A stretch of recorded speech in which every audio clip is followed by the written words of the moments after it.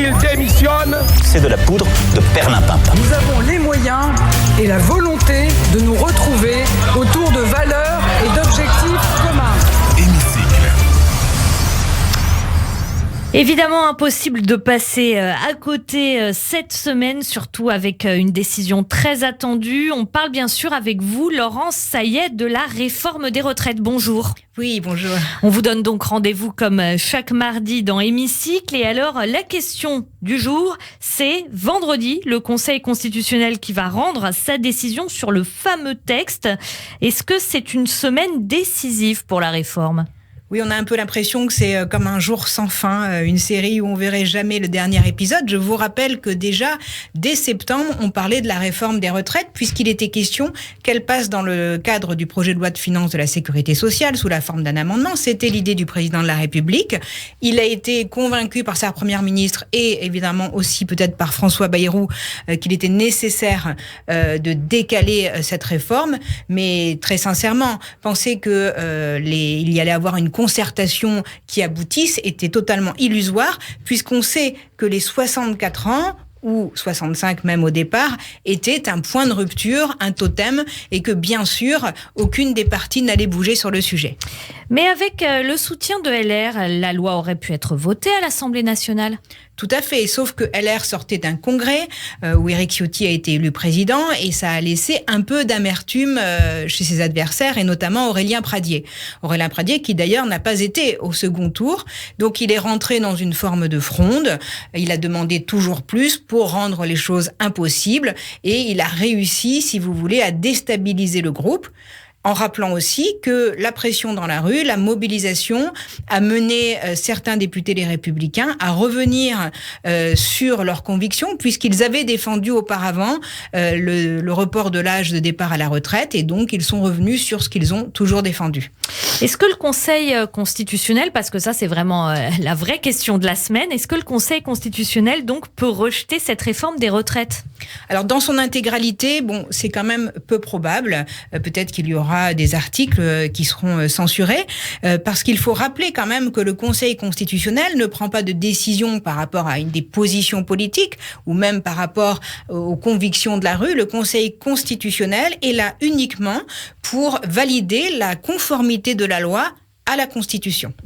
Et on va écouter à ce propos Jean-Philippe Desrosiers, professeur en droit public, qui était ce matin l'invité sur Télématin. Il n'y a pas de politique au Conseil. C'est-à-dire, ce n'est pas parce que vous avez été nommé par tel président que vous allez soutenir toutes les lois que veut tel président ou tel camp politique. Ils ont ce que l'on appelle un devoir d'ingratitude, c'est-à-dire qu'ils sont ingrats vis-à-vis de l'autorité de nomination pour faire respecter la Constitution. Elle comporte un certain nombre d'anciens politiques qui ont une expérience politique, mais cette expérience, ils la mettent au profit de l'examen qu'ils doivent faire maintenant de la constitutionnalité de la loi. Ils ne sont plus politisés, on ne les voit plus intervenir dans les médias, ils ne sont plus investis dans les partis politiques d'où ils émanent. Donc ils travaillent en toute indépendance. Surtout, ils travaillent en toute indépendance. Un certain nombre de garanties leur sont offertes. Ils sont inamovibles, c'est-à-dire qu'ils ne peuvent pas être renvoyés et ils n'ont plus rien à attendre de ces autorités de nomination parce qu'ils ne peuvent pas non plus être reconduits au bout d'un mandat qui dure 9 ans.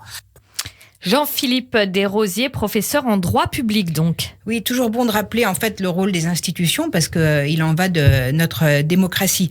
Pourtant, on entend déjà certains faire pression, certains opposants à la réforme, sur le Conseil constitutionnel. Donc faire pression et aussi chercher à les décrédibiliser, c'est-à-dire que certains disent de toute façon le Conseil constitutionnel ne va pas trancher contre la réforme parce qu'ils sont politisés. Et ben moi je trouve ça très dangereux. Ça fait des semaines que les mêmes remettent en cause nos institutions en essayant de faire blocage à l'Assemblée nationale, en diabolisant le 49.3 comme si c'était une arme qui allait contre la démocratie. Et si aujourd'hui ils décrédibilisent notre institution qu'est le Conseil constitutionnel, je pense que ce sera un coup supplémentaire. Alors la question suite à tout ça, c'est quelle suite pour le gouvernement, les oppositions et les syndicats maintenant? Alors pour le gouvernement, concrètement, si la loi est validée, partiellement ou dans son ensemble, il y a obligation de la promulguer dans les 15 jours. Donc effectivement, elle verra le jour en septembre, elle sera mise en application en septembre. Pour les oppositions au sens strict du terme parti politique, ils n'ont plus beaucoup d'armes parce qu'il n'y aura plus de discussion parlementaire sur le sujet, donc ça va être difficile pour eux de remettre en cause la réforme. Pour les syndicats, c'est une impasse aussi. Ils ont mobilisé la population en leur disant qu'ils allaient obtenir le retrait de la réforme alors que ça n'a jamais été envisagé par la majorité. Donc beaucoup de gens ont fait des sacrifices en faisant grève, en se privant d'une partie de leur salaire, sont sortis dans la rue pour manifester et ils vont se retrouver aujourd'hui devant quelque chose qui n'est pas favorable pour eux. Par contre, il reste une hypothèse, que le Conseil constitutionnel valide le RIP, le référendum d'initiative populaire, ce qui ferait que s'engagerait une démarche très longue de collecte de signatures, etc., avec une loi qui aboutirait. Mais bon, ça, nous verrons si c'est le cas. Je pense que la vraie question aujourd'hui, c'est qu'est-ce qu'on fait après cette réforme? Et je pense que les réponses doivent être données sur la thématique du travail. On a entendu dans les manifestations des choses réelles de difficultés au travail, de difficultés de conditions, sur les rémunérations aussi, qui sont trop basses et le pouvoir d'achat des Français en est très affecté. Et c'est sur ce thème-là qu'il me semble le gouvernement peut rebondir. Vous savez, en fait, dans chaque crise, on peut en sortir grandi. Et je souhaite qu'aujourd'hui, on puisse justement tirer leçon de tout ce qui s'est passé pour que on en sorte avec des propositions, avec une amélioration. C'est bon pour la démocratie et c'est bon pour les Français. Merci beaucoup, Laurence Saillet, dans Hémicycle, donc qu'on retrouve toujours avec beaucoup de plaisir chaque mardi.